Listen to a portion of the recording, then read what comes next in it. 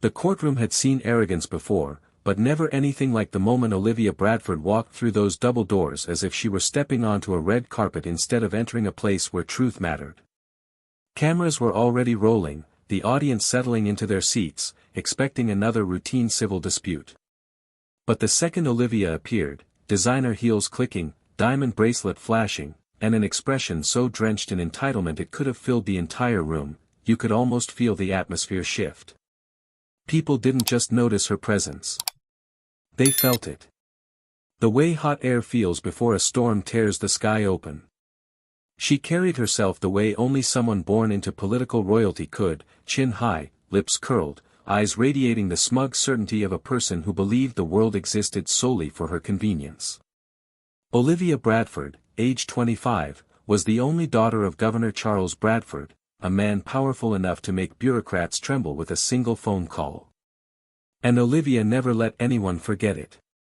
Not the servers she berated in restaurants. Not the campus officials she demanded special treatment from during college. Not the police officer she once threatened for daring to write her a speeding ticket. She had turned her father's title into a shield, a weapon, and a free pass to crush anyone who dared challenge her. Her friends said she was unstoppable. Her critics said she was dangerous. But today, for the first time in her life, she had walked into the one room where her last name meant absolutely nothing.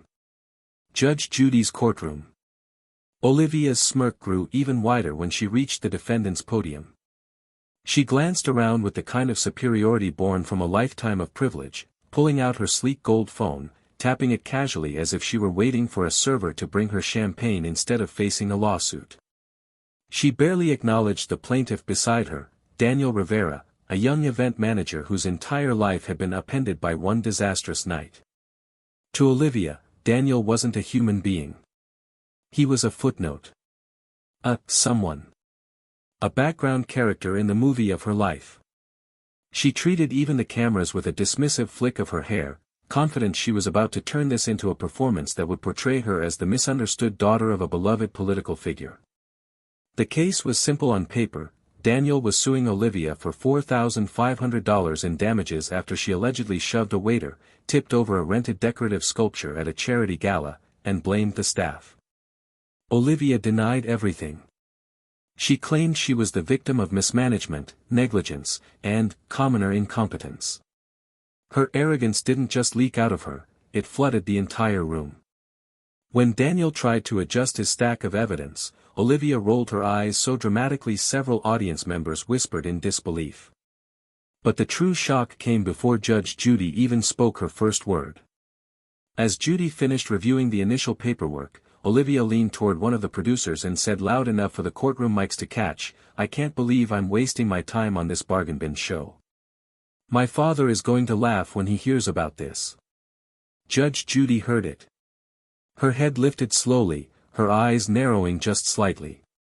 Anyone who had watched her for even a week recognized that expression. It was the look of a judge who had just mentally marked the beginning of an interrogation. Olivia didn't notice, not yet. She was too busy practicing her fake, sympathetic smile, the kind she used during her father's public events to look like she cared about the very people she secretly considered beneath her. Then the opening question came, direct and sharp as always.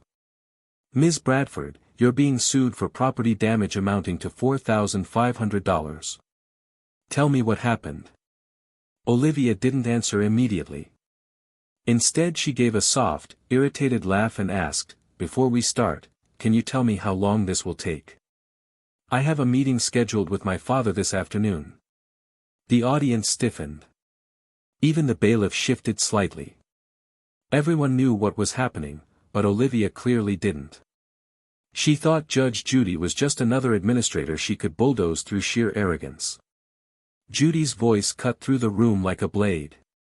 "It will take as long as it needs to take. Start talking." Olivia's smirk faltered, but only for a moment. She tilted her chin higher, tossed her hair over her shoulder, and launched into a story dripping with entitlement. She claimed her presence at the charity gala was part of a political goodwill appearance, that Daniel's staff was incompetent, that the sculpture was unstable, and that she had been treated with zero respect. Every few sentences she'd sprinkle in reminders of her status. My father was the guest of honor, I represent this state at public events, people expect more professionalism around the governor's family. Judge Judy listened silently, too silently. Not interrupting. Not raising an eyebrow. Not cutting her off. Olivia mistook that silence for submission, for approval. Her confidence inflated to impossible heights until finally, without warning, she crossed a line that would change every future second of this case. She pointed directly at Judge Judy and said, "Honestly, Your Honor, if this drags on, I can make one phone call and this whole thing will go away. My father doesn't let small people waste my time." The courtroom froze. Daniel's jaw dropped. Audience members gasped. Even the bailiff's hand twitched toward his belt. Judge Judy didn't blink. Didn't flinch. Didn't breathe for a full 2 seconds. Then her voice, quiet, terrifying, filled the room.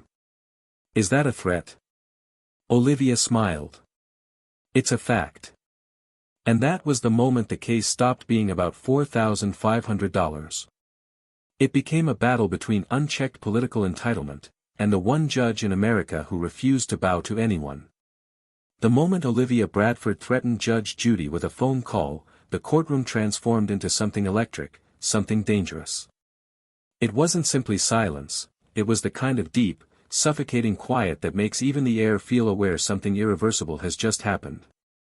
But while Olivia stood there basking in the smug glow of her own perceived power, the real heart of the case waited patiently right beside her. And Judge Judy, master of the courtroom, knew it was time to shift the spotlight to the one person who had actually come seeking justice, Daniel Rivera. Daniel was the kind of person you didn't notice at first glance, not because he blended in, but because he carried himself with humility. The opposite of the hurricane of entitlement standing across from him.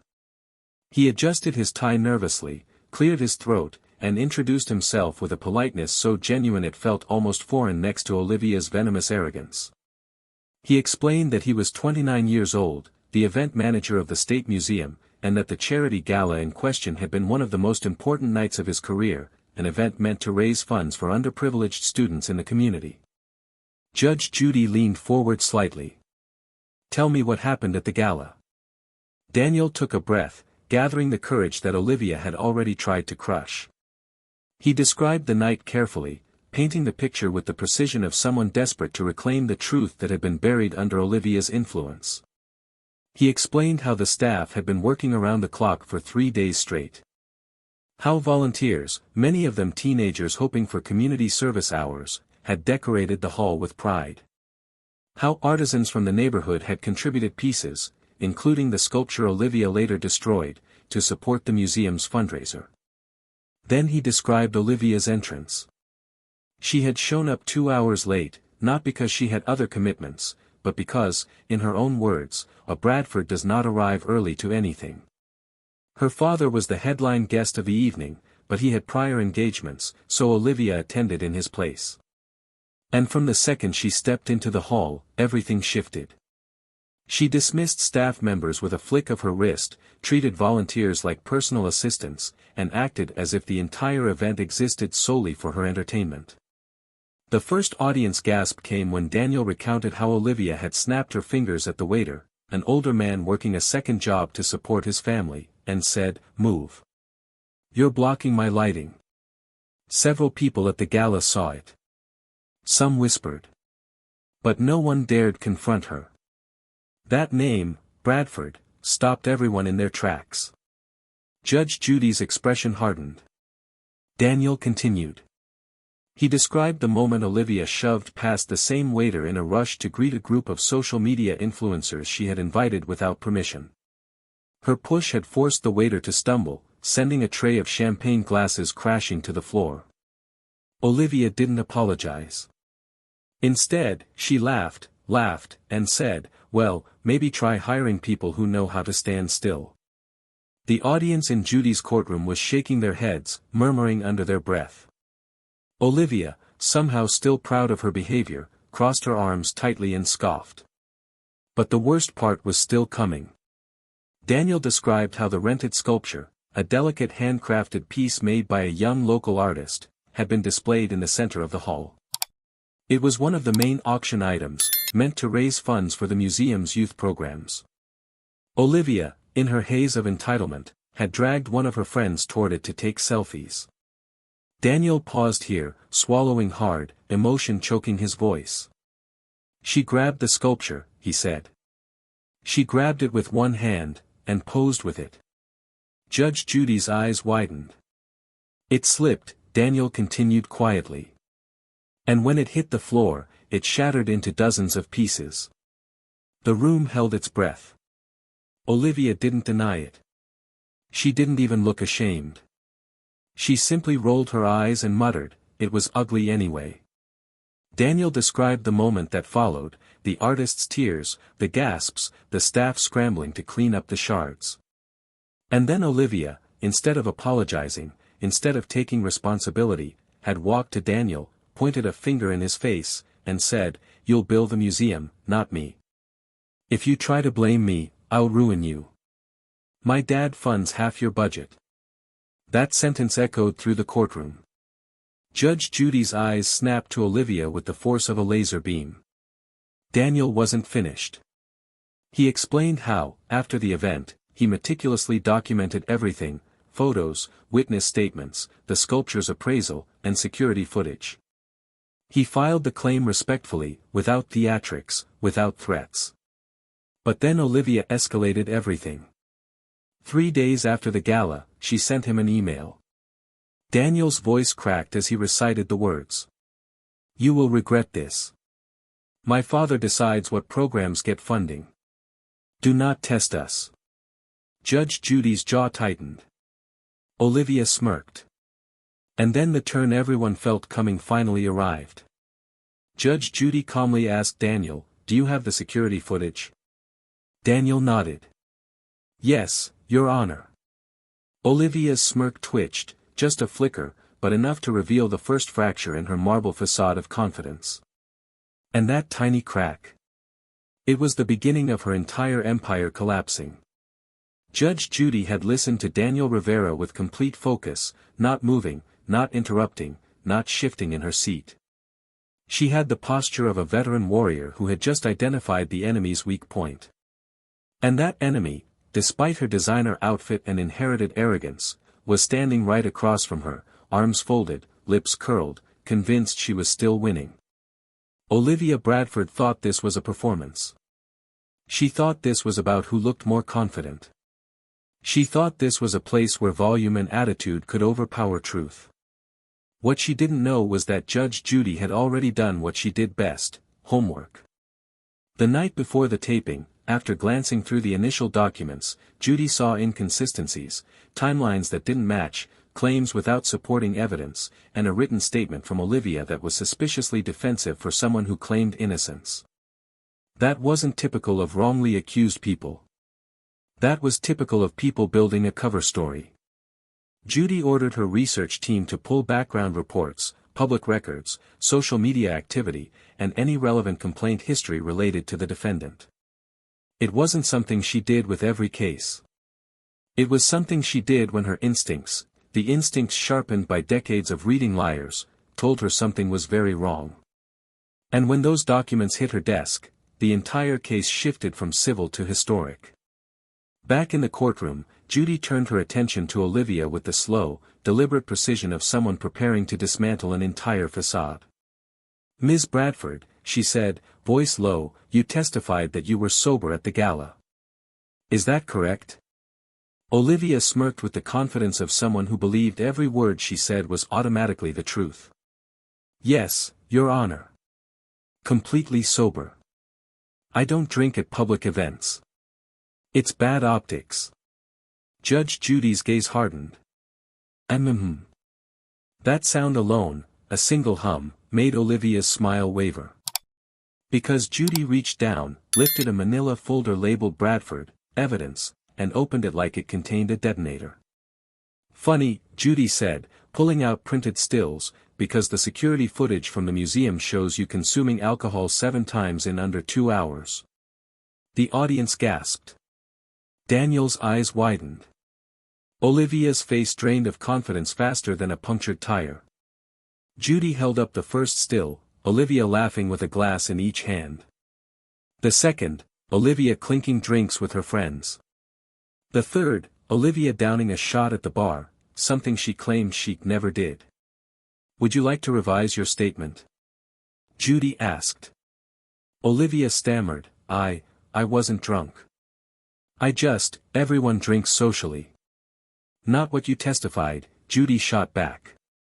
And I don't appreciate lies in my courtroom. The second crack in Olivia's armor appeared, a subtle twitch near her eye. But Judy wasn't finished. She flipped to the next section of the folder. You also claimed the sculpture was cheaply made. That it was unstable.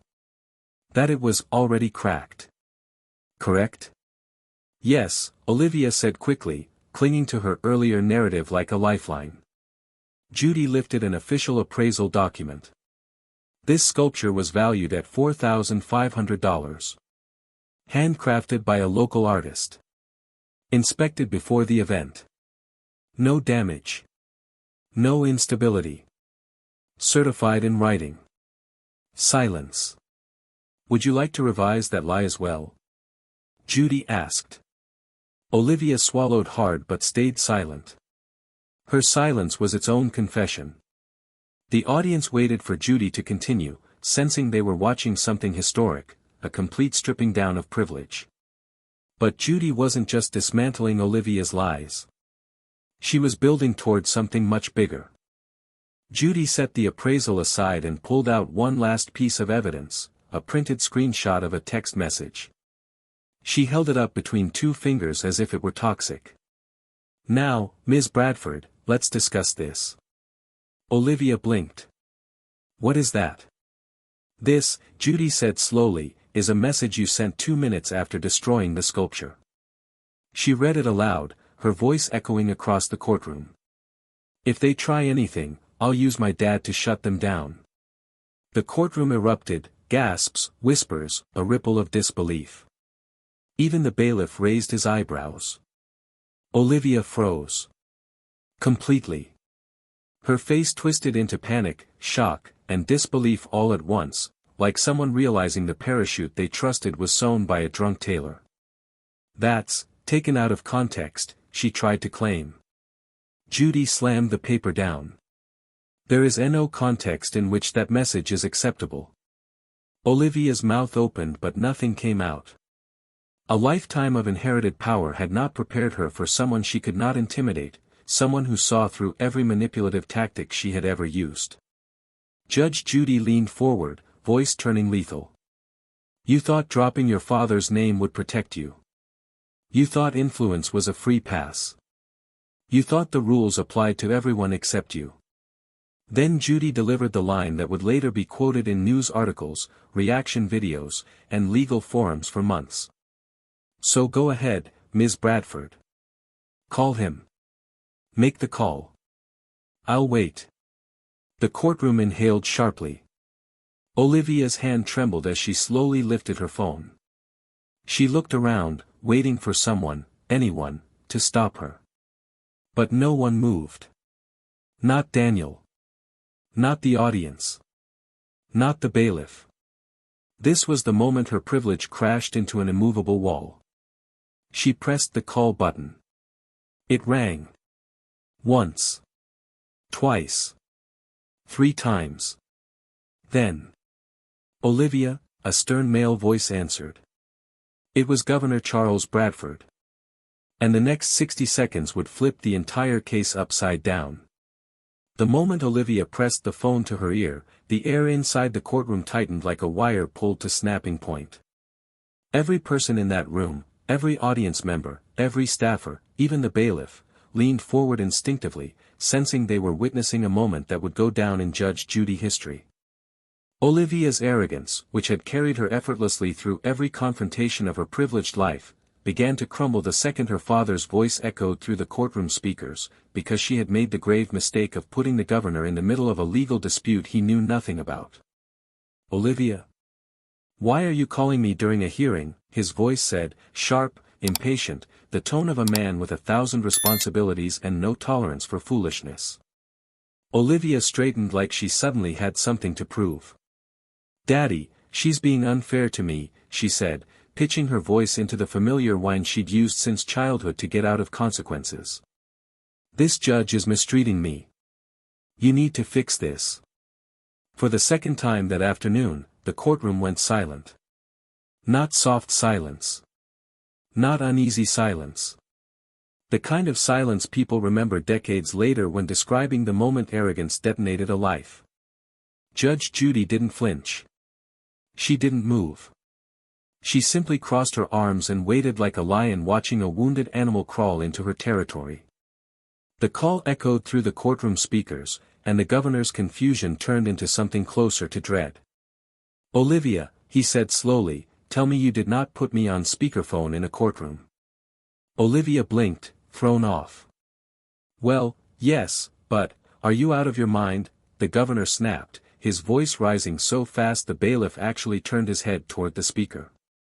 Do you understand what you've just done? Do you have any idea how illegal this could? But he didn't get to finish. Judge Judy leaned forward, her voice cutting through the tension with lethal sharpness. Governor Bradford, she said, calm and professional, but with a steel edge beneath every word, you are currently being heard in my courtroom because your daughter attempted to use your political position to influence a judicial proceeding. A stunned pause. Then, I want nothing to do with this, the governor said quickly, panic creeping into his voice. Judge, I didn't know she was calling. This is inappropriate.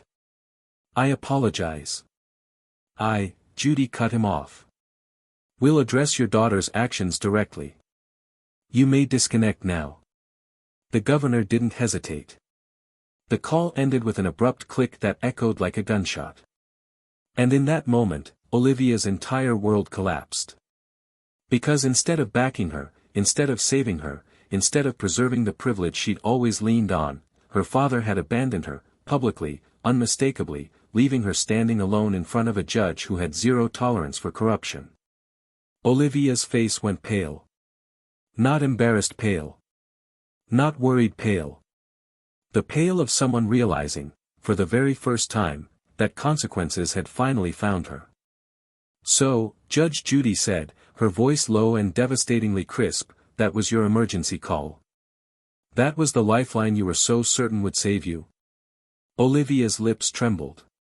Your Honor, he didn't, this is being blown out of proportion. No, Judy cut in sharply. This is exactly the proportion your behavior deserves. Then Judy turned to the plaintiff, Daniel Rivera, who looked like he was watching divine justice unfold in real time. Mr. Rivera, she said, you've been patient. You've been respectful. You've been truthful. And you have endured humiliation, financial stress, and threats from someone who believed she was above the law. She turned back to Olivia. Let me tell you something, Ms. Bradford. I've seen every variety of entitled person walk into my courtroom. People who believe rank, wealth, or connections give them control. People who think the rules bend for them. People who try to intimidate, manipulate, or bully their way out of responsibility. But you? She leaned forward, eyes narrowed like twin lasers. You are the first person who had the audacity to weaponize the governor's office against a private citizen over a piece of artwork you destroyed while drunk. Olivia's breath hitched like she'd been struck across the face. The audience sat frozen, their expressions a mix of disbelief and satisfaction. Judy lifted the manila folder again and flipped to the back. Because the call you made, she continued, combined with the threats in your text message, no longer falls under simple irresponsibility. It becomes a matter of attempted political interference. A wave of murmurs swept through the courtroom, because this was no longer viral drama, this was the kind of misconduct that ended careers. Judy wasn't finished. She never was. Ms. Bradford, you attempted to use your father's elected office to influence a judicial ruling. Not only is that unethical, it borders on illegal. And I can assure you, your father is now fully aware of the firestorm you've created. Olivia shook her head rapidly, tears forming in her eyes. I didn't mean, I wasn't trying, it wasn't, but Judy didn't allow her the privilege of excuses. Stop talking, she commanded. Sit with the consequences of your actions for once in your life. Then came the line that would break the internet for the next week, clipped, shared, memed, and celebrated across every platform imaginable. In my courtroom, Judy said slowly, each word hitting like a hammer, nobody is above accountability. Not the governor's daughter. Not the mayor's son. Not the president's niece. And certainly not a spoiled young woman who thought one phone call would erase the truth. The audience erupted in applause so loud the bailiff didn't even try to stop it. And Olivia Bradford? She sat in stunned, trembling silence, realizing that the shield she carried her whole life had turned into a spotlight exposing everything she tried to hide. But Judy wasn't done. Not yet. The ruling was coming. And it would become the moment that made national headlines. The moment Governor Elaine Hartley's daughter, Samantha, realized she had lost control wasn't a single second. It was a collapse in stages, like a tower finally buckling under the weight of its own arrogance.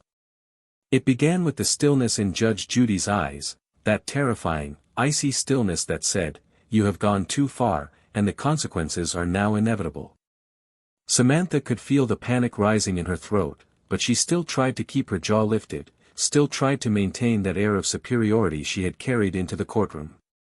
She had spent her entire life learning that the louder voice wins, that her last name carried more weight than truth, and that consequences were for other people. But here, in this courtroom, standing before a woman who had dismantled liars for 3 decades, all that inherited arrogance was finally meeting a wall it could not break. Judge Judy's voice came low, sharp, and controlled, the kind of tone that could quiet a stadium full of roaring spectators. Samantha's smug confidence evaporated as she watched the judge slowly rise from her chair, a motion Judge Judy rarely made in the thousands of cases she had presided over. But today, she stood. And the courtroom felt it. Everyone leaned in. Even the air itself seemed to tighten. "Miss Hartley," she said, the words slicing through the silence, "this courtroom is not a playground for political influence. Your phone calls, your threats, your father's position, none of that is relevant here. What is relevant is your behavior, your lies, and your astonishing belief that rules do not apply to you." Samantha tried to interrupt, but her voice cracked on the first syllable. She was shaking now, visibly, like a child on the edge of punishment. The judge continued without even acknowledging her attempt to speak. The audience could see it happening, the unraveling. The governor's daughter who had strutted in like royalty was now clutching the edge of her podium as if it were the only thing anchoring her to the ground. Her breath came shallow and fast, her face teetering between red humiliation and ghost-white fear. Because she understood, maybe for the first time in her life, that she was not in control. She was not immune. She could not call Daddy and make the world rearrange itself. She had crossed a line so boldly, so loudly, and so publicly that Judge Judy was preparing to make an example out of her in a way that would be replayed on television for the next decade. Then came the bombshell. Judge Judy opened a thick folder marked with Samantha's name. Not the slim case file Samantha expected. Not the short stack of papers she had arrogantly assumed would be the only evidence needed. This was massive. 3 inches thick, exploding with documents. Samantha's throat tightened as Judy lifted the stack with 2 hands. "I have reviewed every interview, every email, every message related to this case," Judy said, "and what I found was alarming." Samantha felt her knees soften. This wasn't part of her plan. She hadn't expected this level of scrutiny. She certainly hadn't expected Judge Judy's team to uncover the text messages she thought she had deleted, the ones where she bragged that she could end the career of the local business owner she was suing. She hadn't expected Judy to find the voicemail she left on Rebecca Collins' phone late at night, threatening that the governor's office would wipe her off the map if she didn't pay for a handbag Samantha had broken herself. Judge Judy read the messages out loud, each word echoing through the courtroom like a hammer hitting concrete. The audience watched Samantha crumble. Her legs wobbled. Her hands trembled violently. Her mouth hung open but no words came out. Every shred of her confidence dissolved under the weight of her own stupidity. The political privilege she had leaned on her entire life was being held up to the light, and exposed as nothing more than entitlement wrapped in insecurity. Judy's voice sharpened as she continued reading message after message, each one more incriminating than the last. Samantha finally broke, whispering, "Your Honor, please." "I didn't mean," but Judy's glare silenced her instantly. The verdict came with the force of a judicial sledgehammer. "Miss Hartley, your behavior has been manipulative, deceitful, and disgraceful. You attempted to weaponize your father's position to intimidate a private citizen. You threatened legal retaliation without cause. You attempted to mislead this courtroom. You then attempted to intimidate me." Samantha's tears spilled freely now, her face crumpling as her world caved in. The humiliation was total. Final. Unavoidable. "I find in favor of the defendant," Judge Judy declared. "You will pay her damages for the handbag. You will pay her court costs. And I am referring this case, along with your threats, to the State Ethics Commission for full investigation." Gasps erupted across the courtroom. Even the bailiff looked stunned. Samantha collapsed into her chair, sobbing uncontrollably. Her phone, her precious lifeline, lay dark and powerless on the table, no calls coming, no rescue arriving. Even her own attorney stepped away from her as if distance could save him from the fallout. Judge Judy ended with a line that would go viral worldwide: "Power doesn't protect you in my courtroom. Character does. And you showed none." Within 48 hours, the clip hit 20 million views. Within a week, it became the most watched courtroom moment in television history. And Samantha Hartley, the governor's daughter who thought one phone call could save her, became the national symbol of entitlement finally meeting consequences.